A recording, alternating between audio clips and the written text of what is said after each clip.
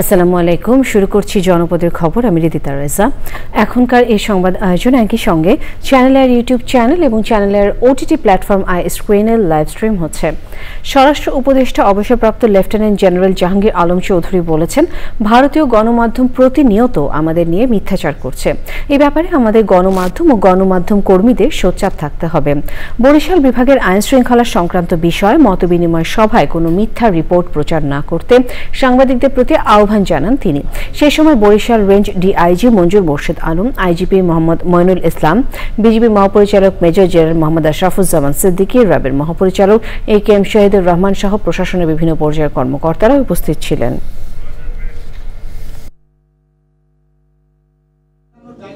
ভারতীয় গণমাধ্যম ডেইলি আমাদের সম্বন্ধে অপপ্রচার করতেছে।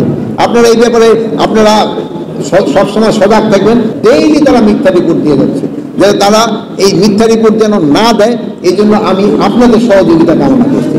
আপনারা সত্য রিপোর্ট দেন। আমরা যদি কোনো ভুল করি আপনারা বলেন, আমরা এটা রেকটিফাই করা দরকার। আমাদের ভিতরে যদি কোনো রকম আমার ভিতরে যদি কোনো দুর্নীতি থাকে, আপনি বলেন স্যার আপনি এখানে দুর্নীতি করেন, কিন্তু কোনো মিথ্যা রিপোর্ট কিন্তু আপনারা দিবেন না।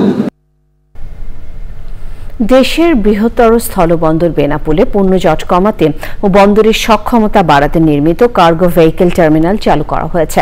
উদ্বোধন করেন নৌপরিবহন মন্ত্রণালয়ের উপদেষ্টা অবসরপ্রাপ্ত brigadier general doctor M Shakhawat Hossain.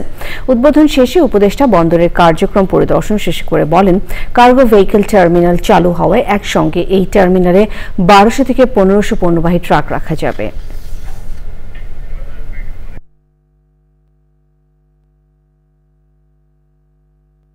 আমাদের দেশের ড্রাইভার, আমাদের দেশের ট্রাক আমার কাছে সবচেয়ে আগে প্রায়োরিটি। আমার কাছে তার এটা আমার দেশ, তারা আমার লোক। হ্যাঁ, ভারত আসবে পরে। যেহেতু এটা বাণিজ্য হচ্ছে, সেই বাণিজ্যের কারণে আমরা তাদেরকে লুক আফটার করতেছি। আমি আশা করব যে তারাও আমাদের লোকজনকে যখনই প্রয়োজন এভাবে লুক আফটার করবেন, হ্যারাস করবে না। নিজ নিজ কর্মক্ষেত্রে দক্ষতা অর্জন সহ শৃঙ্খলার প্রতি অধিকতর যত্নশীল হওয়ার জন্য অধিনায়ক ও অফিসারদের প্রতি আহ্বান জানিয়েছেন সেনাপ্রধান জেনারেল ওয়াকারুজ্জামান। খুলনা জাহানাবাদ সেনানিবাসে ASC সেন্টার অ্যান্ড স্কুলে বাংলাদেশ সেনাবাহিনী আর্মি সার্ভিস করে 43তম বার্ষিক অধিনায়ক সম্মেলনে এই আহ্বান জানান তিনি। সম্মেলনে সেনাবাহিনী আধুনিকায়ন, সক্ষমতা বাড়াতে এবং আভিযানিক দক্ষতা বাড়ানোর উপর আলোচনা করা হয়।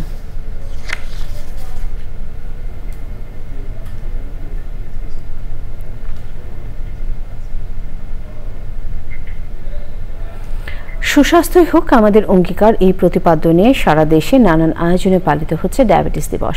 প্রতিনিধি পাঠানো তথ্য ও ভিডিওচিত্র রাজীব আহমেদের রিপোর্ট। পটুয়াখালীতে নানা আয়োজনে উদযাপিত হয়েছে বিশ্ব ডায়াবেটিস দিবস। স্থানীয় ডায়াবেটিস হাসপাতালের উদ্যোগে বিনামূল্যে ডায়াবেটিস চিহ্নিতকরণ কর্মসূচির আয়োজন করা হয়। সচেতনতামূলক আলোচনা সভায় জেলা প্রশাসক আবু হাসনাত মোহাম্মদ আরিফিনের সভাপতিত্বে বক্তৃতা করেন সিভিল সার্জন মোহাম্মদ কবির হাসান, জেলা বিএনপির সদস্য সচিব স্নেহাংশু সরকার ও অন্যরা। কুমিল্লায় দিবসটি উপলক্ষে পৃথক পদযাত্রা, সচেতনতামূলক সভা ও বৈজ্ঞানিক সেমিনার হয়েছে। সেমিনারে প্রধান অতিথি ছিলেন কুমিল্লা মেডিকেল কলেজ হাসপাতালের অধ্যক্ষ অধ্যাপক ডক্টর মির্জা মোহাম্মদ তাইবুল ইসলাম। বিশেষ অতিথি ছিলেন কুমিল্লা মেডিকেল কলেজ হাসপাতালের পরিচালক ডক্টর মোহাম্মদ মাসুদ পারভেজ ও উপাধ্যক্ষ ডক্টর মোহাম্মদ জাহাঙ্গীর আলম মজুমদার। কুড়িগ্রামে দিবসটি উপলক্ষে ডায়াবেটিস হাসপাতাল চত্বর থেকে বর্ণাঢ্য র্যালি বের হয়ে শহর প্রদক্ষিণ করে। পরে হাসপাতাল চত্বরে দিনব্যাপী বিনামূল্যে রোগ নির্ণয় ও ফ্রি চিকিৎসা সেবার উদ্বোধন ও আলোচনা হয়েছে। নোয়াখালীতে বিশ্ব ডায়াবেটিস দিবস উপলক্ষে র্যালি, আলোচনা সভা, ফ্রি চিকিৎসা সেবা ও সায়েন্টিফিক সেমিনারের আয়োজন করা হয়। আলোচনা সভায় প্রধান অতিথি ছিলেন জেলা প্রশাসক খন্দকার ইস্তিয়াক আহমেদ। কুষ্টিয়ায় দিবসটি উপলক্ষে কুষ্টিয়া ডায়াবেটিস সমিতি মুজিবুর রহমান মেমোরিয়াল ডায়াবেটিক হাসপাতাল চত্বর থেকে বর্ণাঢ্য র্যালি বের হয়ে শহরের বিভিন্ন সড়ক প্রদক্ষিণ করে। র্যালি শেষে আলোচনা সভায় বিশিষ্ট চিকিৎসকরা নানা ধরনের পরামর্শ দেন। Rajib Ahmed, channel I. আওয়ামী লীগের দোসর ও অভিজ্ঞতাহীনদের উপদেষ্টা নিয়োগের সমালোচনা করে বিএনপি স্থায়ী কমিটির সদস্য ডাক্তার এজএম জাহিদ হোসেন বলেছেন, আবু সাইদ ও মুগ্ধদের রক্তের প্রতি বিশ্বাসঘাতকতা করে উপদেষ্টা নিয়োগ হতে থাকলে সময় বলে দেবে মানুষ কোন দিকে যাবে। ঐতিহাসিক 7 নভেম্বর বিপ্লব ও সংহতি দিবস উপলক্ষে রংপুর শিল্পকলা একাডেমি মিলনায়তনে আলোচনা সভায় তিনি এসব কথা বলেন। সভায় রংপুর জেলা ও মহানগর বিএনপি এবং অঙ্গ সংগঠন নেতাকর্মীরা উপস্থিত ছিলেন।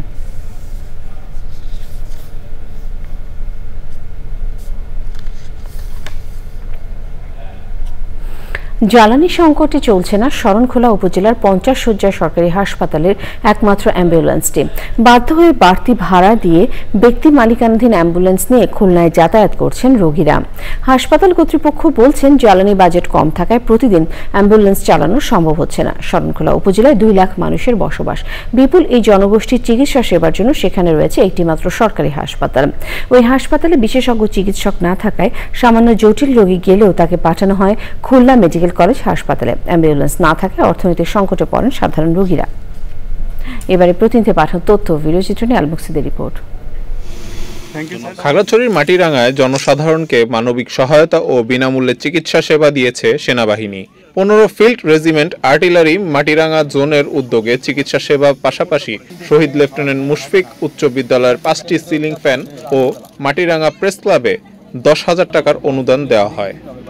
নোয়াখালীর সেনবাগে গণজমায়েত ও শোভাযাত্রা করেছে বিএনপি। প্রধান অতিথি ছিলেন বিএনপির কেন্দ্রীয় জাতীয় নির্বাহী কমিটির সদস্য কাজী মফিজুর রহমান। সমাবেশে বক্তৃতা করেন দলের বিভিন্ন অঙ্গ সংগঠনের নেতারা। পটুয়াখালীর গ্রামগঞ্জে দলকে আরও সংগঠিত করতে সদর উপজেলার ভুরিয়া ইউনিয়নে বিএনপির জনসভা হয়েছে। প্রধান অতিথি ছিলেন সদর উপজেলা বিএনপির সভাপতি কাজী মাহবুব আলম। সভায় ইউনিয়নের সকল গ্রামের বিএনপির নেতাকর্মীরা অংশ নেন। পিরোজপুরে বন্যা বা দুর্যোগের দক্ষিণাঞ্চলের সাগর পাড়ের মানুষের করণীয় এবং দক্ষিণ পশ্চিমাঞ্চলের ঘূর্ণিঝড়ের পূর্বাভাস ভিত্তিক আগাম প্রস্তুতির ব্যবস্থাপনা নিয়ে মহড়া হয়েছে।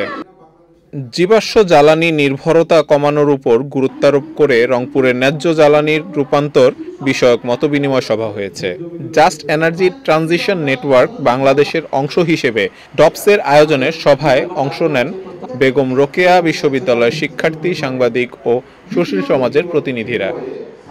নারায়ণগঞ্জ শহরে যানজট নিরসনে শহরের বিভিন্ন স্থানে অভিযান পরিচালনা করেছে সিটি কর্পোরেশন, সেনাবাহিনী, জেলা প্রশাসন, পুলিশ প্রশাসন ও বিআরটিএ, এই 5টি সংস্থা। আল মুকসিদ, চ্যানেল আই। এই ছিল জনপদের খবরে। সবাইকে ধন্যবাদ।